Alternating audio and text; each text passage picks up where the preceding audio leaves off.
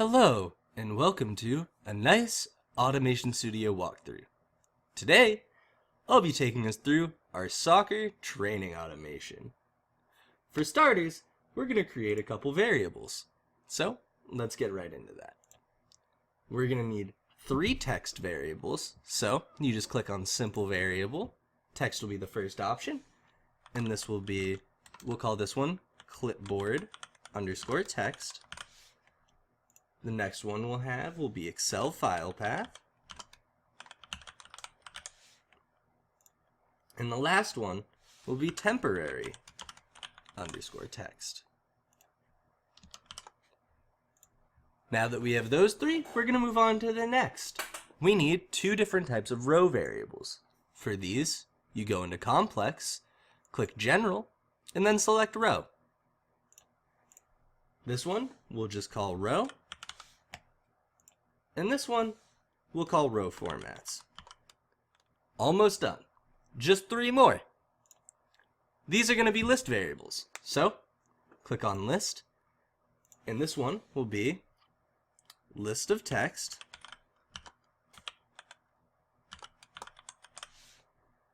And this next one will be Temporary List.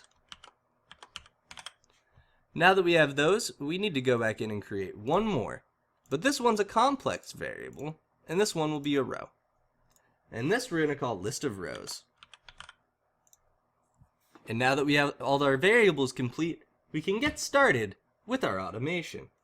First thing we'll want to do is actually create our callout, because without our callout, we won't be able to do the rest of this. So, let's get started. You're going to click the plus button up here, and you're going to click callout. Now that we have our callout, we need to add a few things to it. So, for starters, let's get a table and drag this over here.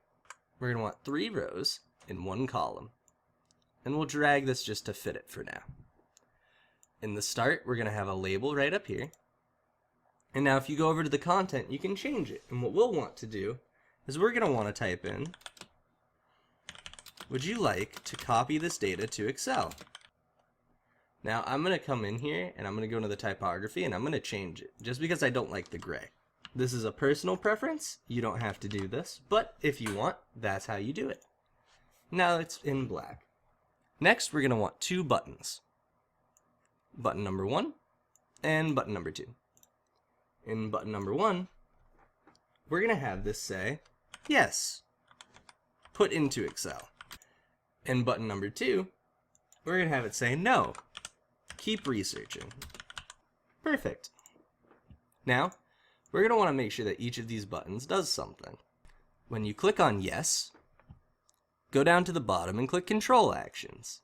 Now this is where you can put whatever steps will happen when you do this. So, yes, put into Excel, the first thing we want it to do is close the callout, which, if you click on callouts, bring the drop down, and drag close over, it'll close the callout. Next, we also want it to start our first workflow. So, we go into workflows, click the drop down, and then we grab start. Now, we're going to click the second button, and if that's the case, all we want it to do is close the callout. So once again, you go into callouts, click the drop down, and get close. Perfect. Now our callout's completed. Next, let's create our event handler. This is how we're going to actually have the callout work. We're going to go up here, we're going to click plus, and we're going to click event handler. Now, what we want to do is, whenever the clipboard changes, so if you type in up top, it'll pop up under clipboard, and whenever the clipboard changes. Perfect. Now, whenever the clipboard changes, we want it to assign, and now in here, we want it to assign the clipboard text. But to do that, we need to do get clipboard. So we're going to assign get the clipboard text, and we're going to assign this into our variable called clipboard text. Next, we're going to want to show our callout. So we go under callout, bring it down, and drag show over this time. Perfect. Now that we have all this squared away, we can get into actually constructing our workflow. So what we're going to do is there's only 2 steps to this. So you drag your steps down. And this one, I'm going to call row/split. And this next one, I'm just going to call move to Excel. Perfect. Now that that's squared away, let's get into the actual functions that make up this step. So for starters, we're going to want to come over into our variables. And now you see where the row is? We need to go into the cells and we want to remove all from the list. So we drag remove all over. Next, we want to do the same thing in our temporary list. We want to remove all from it. Perfect. Now that that's done, we need to grab an assign function, which is in our common statements. Next, we want to get split by delimiter. So, you type in split, and make sure you get the one that says split by delimiters, because you want both, not just one. Now, we want to split the delimiters of the text, and the text is going to be our clipboard text. And we want it to use the temporary list, and we're going to do two. So in here, you're going to do Shift and Enter for the first one, and the second one is a little special. So let me show you how it works. So here's the website that you're going to be using for the soccer statistics. Now, if I copy this data, let's just get this first one. And if I paste it into this new search bar up here, as you can see, there's this weird symbol in between all of it. So what we're going to do is we're going to copy that symbol, and that's what we're going to have it split by. So right in here, you're just going to paste in that symbol. And now it's in. And now we have to put in where we're going to assign this to. And this is going to go into our temporary list. Perfect. Almost done with this step. Next, we're going to grab a for each statement. So you come back into common statements, get for each. And now we want to make sure that we're using the temporary list here. So variables temporary list, and for each element in temporary list, what do we want to do?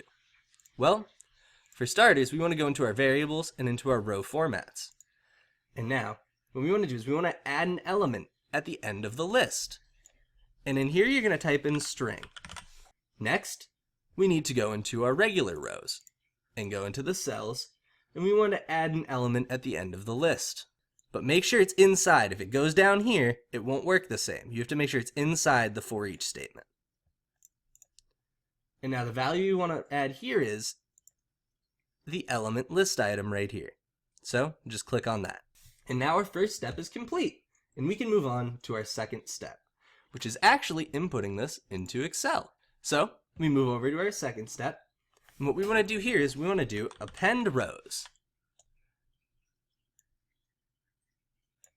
So append rows to Excel, drag that down, and now we need the Excel full path, which in this case, that'll be our variable Excel file path.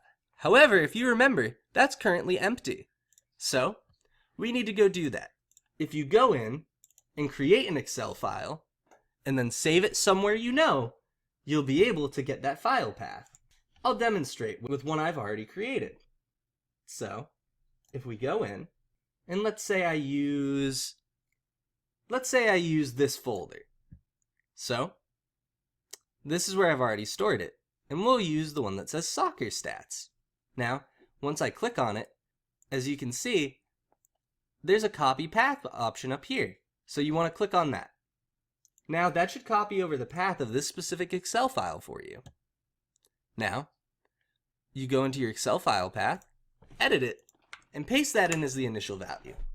Now, you want to make sure you delete the quotation marks or else it won't work when you run it. Now, I didn't rename my sheets. So for me, this will just be sheet 1. In your case, you'll have to make sure if you change the name of your sheet that you input it right there for you. Now, with the data format here, we want to use temporary list. For row, we want to do row formats. And for values of list of rows, we want to use temporary list. And for the final one, we want to use row. Awesome. Now that we have all of that, we're ready to move on to setting up the actual macros in Excel. But first, let me show you how this automation looks currently. When you start the project, it'll go into execution mode. Once it's in execution mode, we can go in and we can start copying over the data of players. So, I'll go over and I'll get the data of the second player here. So, if I copy this data, as you can see, it pops up. And now, yes, I would like to put this in Excel. So I click yes, and your automation will run in the background and put this into Excel. Now, I'll also grab the data of the first player. That way we have 2 to show. So, yes, put it into Excel. And now, if I stop the project, and I go in and open up the Excel file that I showed you previously, as you can see, the data copied incorrectly. When you do it, make sure you also get the player name. In my demonstration, I forgot to get the player name in the previous steps. So keep that in mind when you're copying it over. When you go in, instead of just stopping up to here, make sure you also get their player name as well, or else we won't know who the stats are from. Once you've done this, we can now move on to setting up the macros in our Excel sheet.